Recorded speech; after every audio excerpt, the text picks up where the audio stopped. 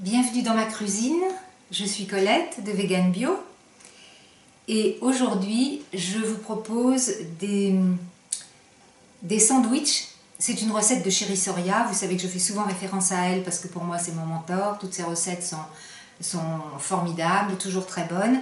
Donc ce sera des sandwichs. Alors ça paraît peut-être une recette simple, dans la cuisine ou dans l'alimentation courante, on va acheter un morceau de baguette, on remplit avec du beurre et du jambon ou des crudités. Bon, là le pain, on va le fabriquer.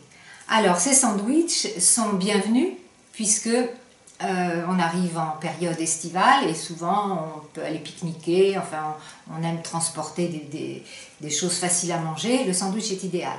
Ce sandwich va être, bon, ça peut-être ça ne vous paraît pas très festif, mais pour nous, ça va être une façon de fêter le cap des 1000 abonnés de notre chaîne YouTube. Voilà, on est très heureux, on remercie ceux qui s'abonnent à ces vidéos et qui semblent apprécier les recettes.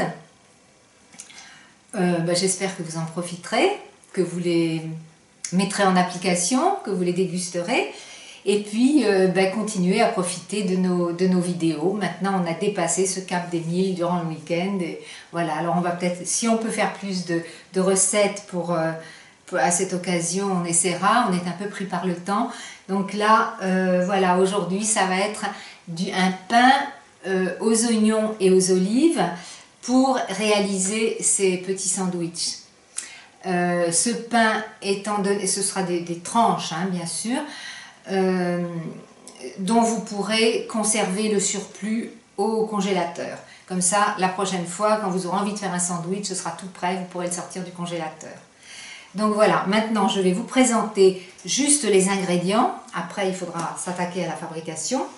Donc c'est en 3 étapes, ce pain. Donc les oignons, il faudrait 6 oignons moyens. Bon, les miens étaient très gros, donc j'en ai pris que 5. 3 cuillères à soupe de jus de citron, 1 cuillère à soupe et demie de sel et 3 tasses d'eau chaude, puisque les oignons vont tremper, on verra tout à l'heure, dans l'eau chaude et le sel et le citron. Ensuite, il y aura une préparation de marinade qui serviront aux oignons une fois qu'ils seront sortis de l'eau, avec c'est 1/3 de tasse d'huile d'olive, je crois que c'est 1/3 de tasse, oui, un tiers de tasse d'huile d'olive, 3 cuillères à soupe de jus de citron, 1 cuillère à soupe et demie de levure alimentaire. Bon, si vous avez des problèmes avec la levure alimentaire parce que vous avez des problèmes de candidose ou autre, écoutez, éliminez-la, hein. Il y aura juste une petite saveur en moins. Là, je n'ai pas préparé l'ail encore, il faut 1 cuillère à café et demie d'ail pressé, 1 cuillère à café et demie d'herbes de Provence et 1 demi-cuillère à café de poivre, de préférence blanc, moi il est noir. Ça, c'est pour la marinade. Et ensuite, la pâte proprement dite, à laquelle on ajoutera, donc c'est les oignons après, pour laquelle il faut 3 tasses de graines de tournesol. De préférence, vous les trempez, si vous pouvez les faire tremper, pré-germer et déshydrater, c'est très bien. Sinon, vous les prenez comme ça. 3 tasses de tournesol, 1 tasse pardon, de graines de chia moulues. C'est-à-dire que avant la mouture, ça fait à peu près 3/4 de tasse. Une fois que c'est moulu, ça fait 1 tasse. Donc les graines de chia, voilà, que vous trouverez chez Market Veg, entre autres. Vous les trouvez bien sûr ailleurs, mais vous les trouvez en ligne dans la boutique de Nadège. De préférence, il aurait fallu pour cette recette du chia blanc. Bon, moi j'en ai pas, j'utilise le noir, c'est pareil, c'est juste une question de couleur, hein. Donc 1 tasse de graines de chia. 2 pommes, les miennes étaient très grosses, un peu comme les oignons. Donc au lieu d'en mettre 2, j'en ai mis 1,5, mais ça correspond à peu près à 2 pommes moyennes, épluchées et pelées et épinées. 1 tasse de graines de lin moulu, donc ça fait aussi à peu près 3/4, à peine 3/4 de tasse de graines de lin avant mouture pour obtenir une tasse de graines moulues. Si vous n'avez pas de graines de chia, vous pouvez mettre 2 tasses au lieu d'une de graines de lin. Et puis une demi-tasse d'olives qui seront hachées. Là, je ne les ai pas encore hachées, donc une demi-tasse. Ça, ce sera la pâte où tout sera mixé et à laquelle on ajoutera les oignons quand ils seront prêts. Voilà, ça c'est la présentation des ingrédients et de la marche à suivre. Donc maintenant, je vais attaquer la fabrication. Voilà.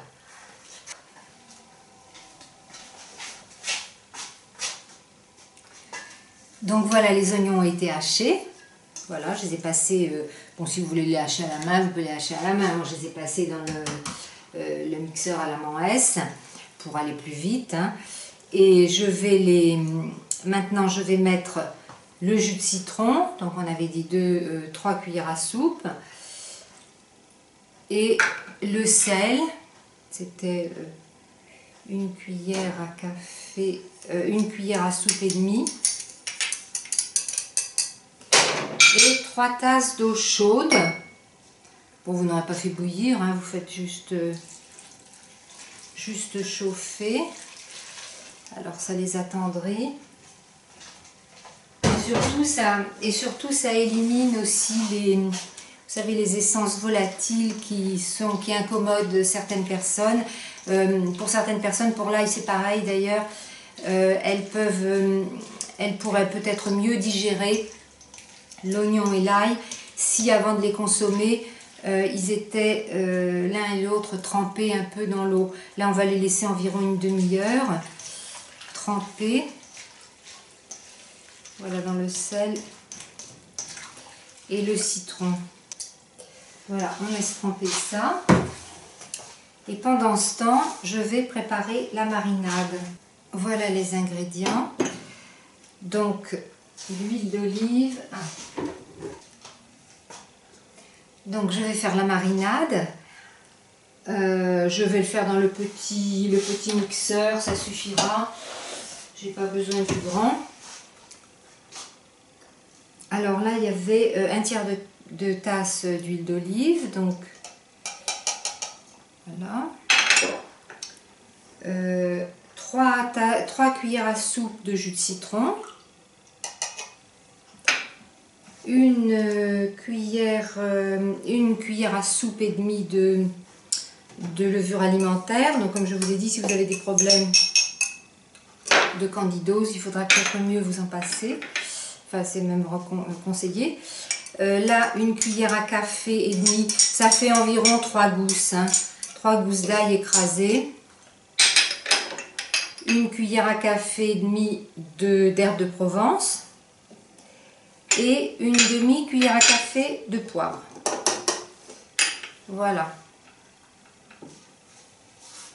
Et maintenant, on va mixer tout ça.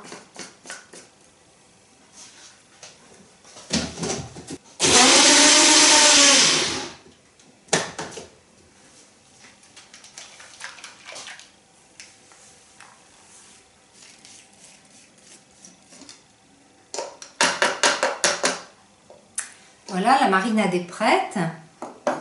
Et maintenant, il va falloir attendre que les oignons aient trempé pendant une demi-heure. Et je vais revenir. Et maintenant que les oignons ont mariné, je vais les passer.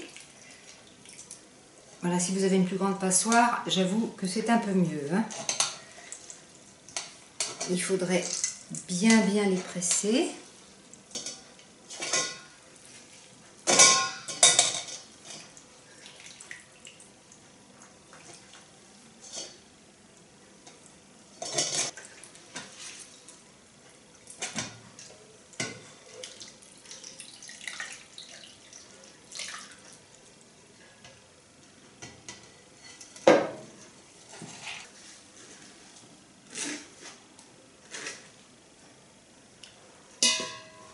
Alors voilà, bien sûr, toute cette eau, vous pouvez la garder pour une soupe, par exemple. Vous aurez tout le jus des oignons, il y a un peu de citron et de sel, donc c'est très bien de la garder et de l'utiliser pour une soupe, qu'elle soit cuite ou crue, peu importe. Et maintenant, les oignons, vous voyez, ils ont beaucoup réduit, bien sûr. Ils sont ramollis. Et il reste à mettre la marinade maintenant dedans. Maintenant qu'ils sont à peu près... bon, il faudrait presque les sécher encore, mais enfin bon. Je vais mettre donc toute cette marinade.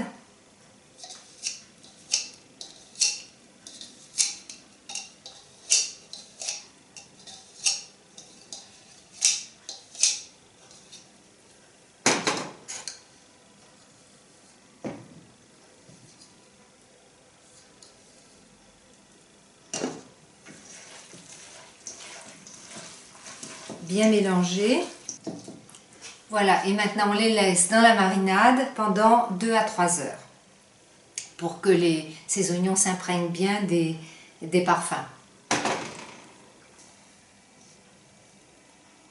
Maintenant, je vais commencer à préparer la pâte qui sera la base du pain, de ce pain d'oignon aux olives, en mixant les graines de tournesol. Donc comme je vous ai dit, si vous avez pu les faire tremper, donc pré-germer pendant quelques heures et ensuite déshydrater, c'est l'idéal. Alors je les mets dans le mixeur à la main S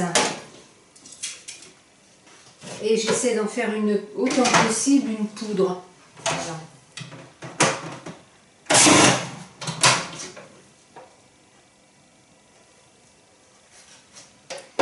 Là ça va, j'obtiens à peu près une poudre.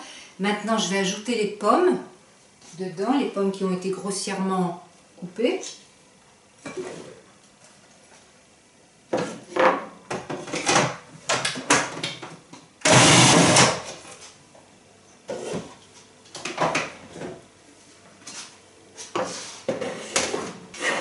Et voilà, maintenant j'ai une pâte assez fine. Tout est bien mélangé, ça fait vraiment une purée. Je ne sais pas si en vous la montrant plus près que vous voyez bien ce que ça donne. Voilà, c'est vraiment une pâte assez fine. Hein.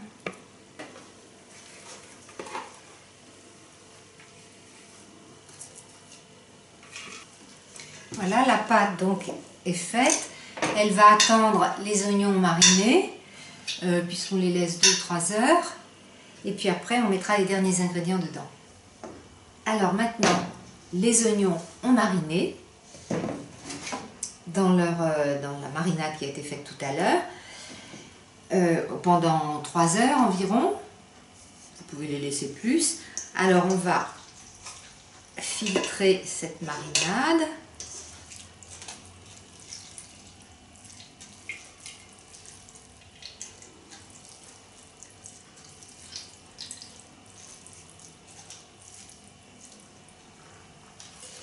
Et j'ajoute les oignons à la pâte qui a été faite avec les graines de tournesol. Alors la marinade, bien sûr, vous pourrez la garder pour une sauce salade, pour faire voilà ce que vous voulez avec, même un pâté peut-être pour liquéfier au lieu de mettre un jus de légumes. Vous aurez les épices dedans, vous aurez tout, donc vous pouvez bien sûr la garder. Alors je vais garder ce jus là pour le moment parce qu'il est possible qu'il soit utile, parce qu'il va falloir rajouter là les graines qui sont des graines qui épaississent le mélange. Or là il est déjà assez sec. Les graines de chia et les graines de lin, ou alors uniquement des graines de lin si vous n'avez pas de graines de chia. Et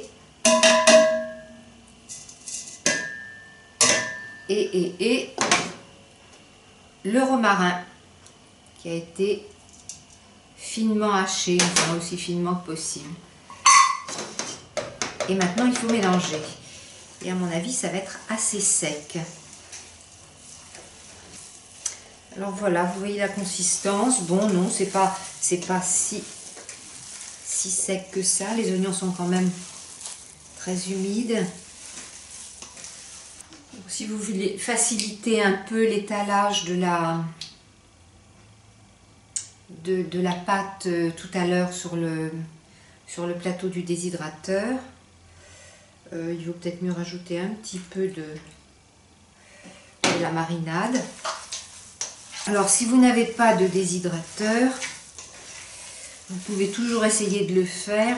Si vous avez un four qui descend suffisamment bas, il faudrait qu'il descende au moins à 50, si possible moins. Certains fours se règlent, hein. Certaines personnes m'ont dit qu'elles avaient un four qui pouvait descendre jusqu'à 30, je crois, ou 40. Donc si vous avez un four qui descend au moins jusqu'à 50, vous pouvez laisser la porte ouverte et surveiller la température si vous ne voulez pas que ça cuise et que ça se contente de se déshydrater. Vous pouvez le faire porte entrouverte en surveillant. Mais il faut bien avouer que tout dépend de votre mode de vie, mais si vous privilégiez l'alimentation crue, il arrive un moment où on a vraiment envie d'un déshydrateur parce que ça vous permet d'élargir votre répertoire culinaire et gastronomique, quoi. Bien sûr, c'est un achat qui peut paraître important, mais quand vous achetez un four, c'est pareil, c'est important aussi, ou une cuisinière, c'est un gros achat. Et si vous n'utilisez plus de cuisinière, vous pouvez la remplacer par un déshydrateur. Voilà, donc maintenant on va s'occuper de l'étaler sur les plateaux. Alors là, vous aurez 2 plateaux. Il faudra partager cette quantité en 2. Alors j'ai partagé ma pâte en 2. Ça fait environ 680 grammes pour chaque plateau. J'aurai 2 plateaux comme ça. C'est un peu sec. Notre bon vieil outil qui est la main est probablement le meilleur outil. Bon, là je fignole. Si vous voulez des bordures un peu plus nettes, évidemment vous pouvez les laisser aussi irrégulières comme vous voulez, mais enfin je trouve que c'est plus sympa d'avoir des bords réguliers, surtout quand vous serez en train de faire les sandwichs. Ce sera plus facile. Et vous essayez de faire l'épaisseur la plus régulière possible aussi pour étaler. Bon, ça c'est selon le talent de chacun, hein. J'ai toujours admiré les plâtriers qui réussissent à mettre le plâtre sur les murs avec la même épaisseur partout. Moi je m'y suis essayée, c'était juste une cata. Donc pour la pâte, vous faites au mieux. Alors si vous vouliez avoir un étalage un peu plus facile, mais enfin c'est pas garanti que ce soit très efficace, c'est de mettre un petit peu plus de la marinade pour avoir une pâte moins sèche. Ce serait plus long à déshydrater. Mais enfin, bon, je trouve que c'est pas mal comme ça aussi. Et alors maintenant, on va mettre alors il faut mettre à peu près la moitié puisqu'il y a 2 plateaux. Les olives, vous essayez de les enfoncer dedans. Il faudrait se débrouiller pour avoir un peu d'olive sur chaque pain, puisque ce sera coupé en 3 dans chaque sens. Donc vous aurez 9 morceaux par plateau, ça vous fera 18. Donc selon le nombre de personnes que vous avez à nourrir, vous pouvez, si vous en avez trop, vous les congeler. Alors maintenant, je vais mettre ces 2 plateaux dans le déshydrateur à 50 degrés environ pendant 1 heure. Vous savez, la déshydratation, il faut être très prudent. Si vous mettez trop bas dès le début et que vous avez des choses humides ou un peu épaisses, vous savez ce que fait l'humidité avec la chaleur. Des moisissures. Donc il faut mettre toujours un peu plus élevé quand vous avez des pâtes un peu épaisses ou très humides, un peu plus élevé, même quelquefois jusqu'à 60, pendant 1 heure ou 2 heures, ça dépend, et après vous baissez, parce que quand c'est à 60 ou 50, que c'est très humide ou épais, ne vous inquiétez pas, ce ne sera pas à 60 à l'intérieur, ça dépassera pas 30. Donc, mais l'extérieur va empêcher, la forte chaleur va empêcher les moisissures. Donc là, on va les mettre pendant 1 heure à 50 degrés. Au bout d'1 heure, je vais baisser la température à 30 pendant 8 heures, environ 8 heures. Au bout de 8 heures, je vais retourner cette pâte et je vais enlever cette feuille. Et à ce moment-là, je couperai en 9 morceaux chaque plateau. Voilà, là je vais les mettre et donc rendez-vous à la sortie du déshydrateur. Alors voilà, au bout de 8 heures, ce que ça donne. Donc je vais retourner, donc c'est le grand morceau, je vais retourner la plaque pour enlever, voilà la feuille réflexe, enfin anti-adhésive. Et maintenant je vais couper en 9 parts, 3 de chaque côté, que je vais essayer de faire à peu près égal. Ça sent très bon, ça sent l'oignon évidemment, ça sent aussi l'olive. Et je vais faire pareil de l'autre côté. Donc voilà, en 9 parts qui font les tranches de pain pour les sandwichs. Je vais faire pareil avec la deuxième plaque et je vais remettre au déshydrateur pour 4 à 6 heures. Après, il faut surveiller maintenant pendant cette dernière partie pour voir si c'est assez sec à votre goût, si c'est assez moelleux, enfin voilà, vous verrez. Donc moi je le remets et on se retrouve quand tout sera prêt pour faire les sandwichs.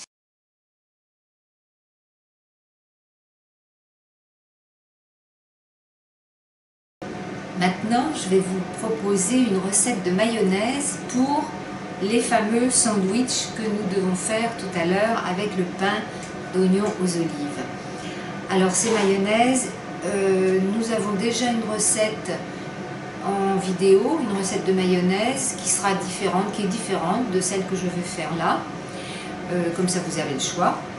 Alors là, je vous la propose, c'est toujours une recette de Chérie Soria. Une tasse de noix de cajou. Alors si vous voulez, vous pouvez utiliser autre chose, hein, vous pouvez utiliser d'autres noix. Des noix le cajou a l'avantage, même si c'est pas une noix, la meilleure des noix au niveau santé, elle a des qualités bien sûr comme toutes les noix, mais elle a aussi des inconvénients. Donc vous pourriez utiliser de la purée d'amande, de la purée de macadamia, toutes les noix qui vous conviennent. Alors cette fois c'est des noix de cajou qui ont été trempées pendant 2 heures. Si elles n'ont pas été trempées, vous mettrez simplement un peu plus d'eau pour que le mélange se fasse mieux. Et ça dépendra aussi de la puissance de votre blender. Si vous avez un blender qui n'est pas comme celui-ci, un blender à haute puissance, vous avez soit intérêt à les tremper d'abord, vraiment, ou alors à les transformer en poudre dans un petit mixeur à café ou à épices, enfin, que vous ayez déjà de la poudre. Ce sera plus facile, vous fatiguerez moins votre blender. Voilà. Sinon, si c'est un blender puissant, vous pouvez les mettre sans trempage avec simplement plus d'eau. Bon là, elles ont été un peu trempées. Donc une tasse.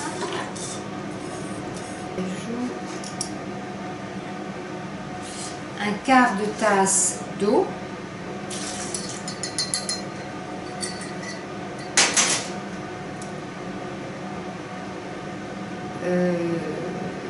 Ça fait un quart de tasse de jus de citron qui équivaut environ à 6 centilitres, 60 millilitres de jus de citron fraîchement extrait. 2 dattes. Bon, moi j'ai pas de date, j'ai toujours la pâte de date, donc j'ai mis ce qui me semblait être l'équivalent de 2 dattes. 1 cuillère à café de poudre d'oignon. Alors vous trouvez plutôt dans le commerce des flocons ou de l'oignon en semoule, alors il faut le mixer pour le transformer en poudre. Mais enfin, si vous avez un blender puissant, c'est pareil, vous pouvez le mettre comme vous le trouvez. Le blender mixera tout. Une demi-cuillère à café de poudre d'ail, ça vous en trouvez dans le bio, bien sûr, tous les produits que j'utilise sont bio. Une cuillère à café de sel, ça peut être beaucoup pour certains d'entre vous, vous diminuerez. Une pincée de poivre, Chéri Soria conseille du poivre blanc, moi j'ai du noir. Ne vous attachez pas exactement à chaque ingrédient si vous n'avez pas remplacé par un autre ou par quelque chose d'équivalent ou quelque chose qui est de la même famille mais que vous préférez. Voilà.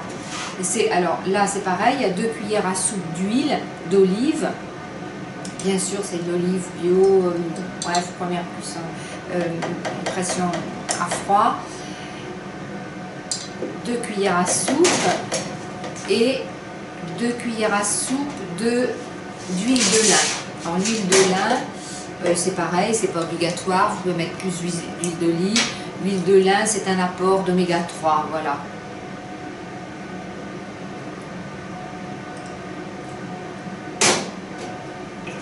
Alors l'huile de lin, vous savez qu'il faut, d'ailleurs toutes les huiles, vous devriez les garder toujours dans un coin sombre, au frais, de préférence au frigo. Toutes les huiles au frigo, et l'huile de lin en particulier, vous voyez, elle est en petit conditionnement, elle doit toujours, à moins que vous en consommiez beaucoup, ce qui n'est pas recommandé, acheter plutôt en petites, vraiment les plus petits conditionnements, parce qu'elle rancit très vite, beaucoup plus vite que les autres huiles, et alors elle, c'est impératif qu'elle soit au frigo. Et maintenant il reste à mixer.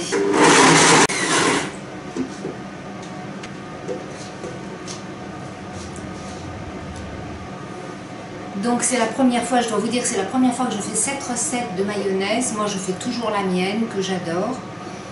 Donc cette autre recette dont je vous parlais, qui est déjà quelque part sur notre blog. Alors je vous confirme, mon impression première, c'est que la quantité de sel est un peu forte. Donc au lieu de mettre une cuillère à café, je vous suggère de ne mettre qu'une demi-cuillère à café. Et ce serait largement suffisant. D'autre part, elle, ce que fait Chéri Soria, que je ne fais pas parce que j'ai fait à la manière, ma manière habituelle de faire la mayonnaise, c'est-à-dire de tout mettre et de mixer, elle mixe d'abord tout ce qui n'est pas à l'huile, et une fois que c'est mixé, elle ajoute l'huile pendant que le blender tourne à petite vitesse, elle ajoute l'huile d'olive et l'huile de lin en filet, comme on fait pour la mayonnaise à la main finalement, elle l'ajoute pendant que le blender tourne à petite vitesse, jusqu'à ce que tout soit émulsionné. Alors c'est peut-être mieux comme méthode. Bon, moi j'ai fait comme d'habitude, j'ai tout mis et j'ai mixé. Bon, la prochaine fois j'essaierai à sa façon. Mais en tout cas le sel c'est sûr, diminuez-le, si c'est pas assez salé vous augmenterez. Voilà, donc en tout cas la mayonnaise est faite. L'idée de mettre des dattes, c'est pareil, moi je ne fais jamais ça. Bon, je dois dire qu'elle est plutôt bonne, si ça n'est ce petit goût un peu salé. Elle est même excellente. Voilà.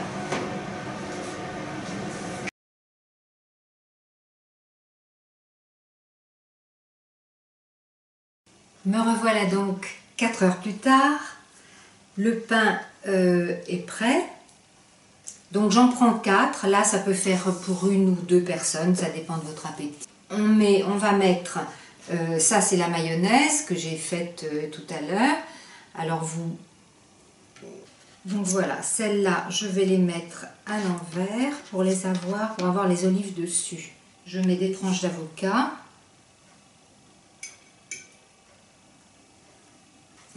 Donc sur les avocats, si moi je considère que la mayonnaise est assez salée, je ne vais pas mettre de sel, sinon vous pouvez saupoudrer un peu de sel. Maintenant vous mettez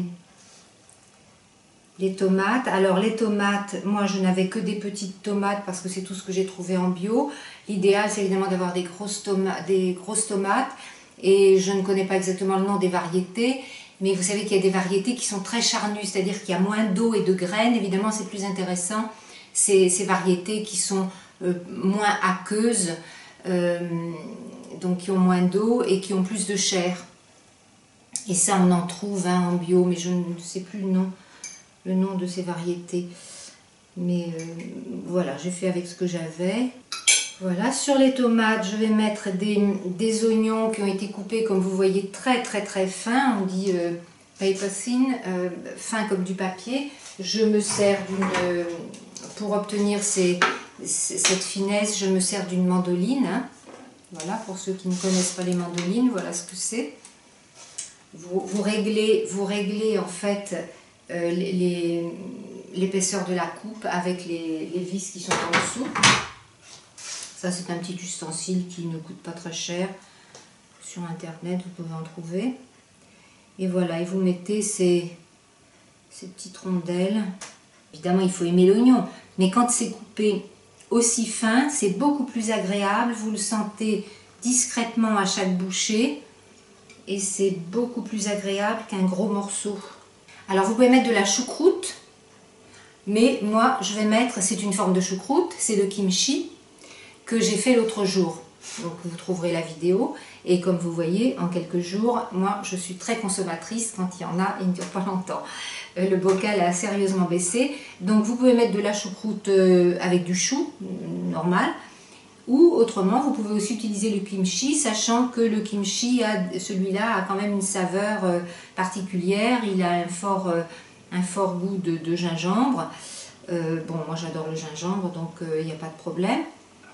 Mais voilà, si dans vos sandwichs ça vous gêne, alors vous choisissez la choucroute toute simple, soit vous la faites vous-même, soit vous en trouvez en magasin bio aussi, vous en trouvez de la crue qui est délicieuse. Si vous la trouvez en biodynamie, c'est encore mieux. Mais bon, sinon, bio, vous pouvez en trouver de la très bonne. Soit en petits pots, on la trouve en pot, ou en vrac même. Et par-dessus tout ça, alors soit vous mettez des germes, comme ça, là c'est des germes d'alfalfa, vous pouvez mettre d'autres germes, si vous en faites pousser, vous mettez ce que vous avez. Évidemment vous pouvez en acheter aussi, maintenant on en trouve, mais c'est tellement facile à faire pousser chez soi, il n'y a pas besoin d'être là toute la journée à les surveiller. Ou alors vous pouvez mettre évidemment des feuilles de salade, de verdure, ce que vous voulez comme verdure. C'est un peu, vous pourriez mettre de la roquette qui apporterait une petite saveur poivrée, moutardée. Et après, vous recouvrez avec l'autre moitié, l'autre morceau. La mayonnaise qui est dessus va un peu coller aux feuilles et va donc faire tenir le tout. Et pour une plus jolie présentation, alors là il faut un couteau qui coupe bien. Bon, alors j'ai finalement réussi à le couper. Évidemment, ce serait presque plus pratique de le couper, de couper la tranche qui va dessus, de la couper avant, et ensuite le reste c'est plus facile. Alors voilà.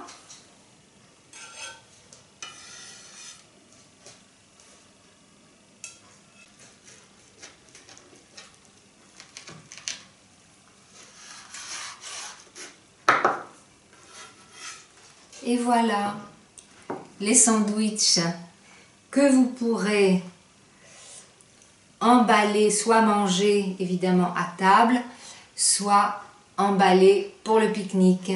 Bon, ça ramollira un petit peu. Si vous devez les transporter, les garder un petit moment, alors faites bien sécher le pain.